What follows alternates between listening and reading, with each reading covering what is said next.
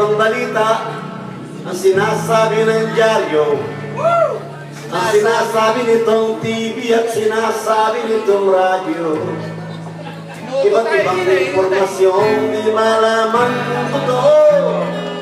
Sinasadya kaya nilang tayo ay malito. Ginagamit ang media sa disinformasyon, at ang perang ginagastos dito'y daang milyon. At ako'y nababahala sa nangyayari ngayon. Ang demonyo ay ako dito sa ating nasyon. Totoo na naman! Kay tagal natin buhaw sa paglaya, malaw na tayong api, panahon pa ng Kastila.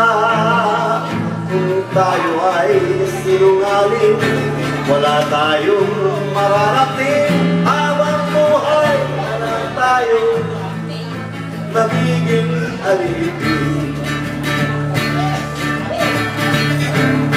Katotohanan lamang ang sa akin magpapalaya. Huwag niyong tatakpan at kitilin sa aking bansa. Katotohanan lamang ang sa ating tatalaw, upang matanaw ang tunay na landas, landas patulog sa ating paglaya.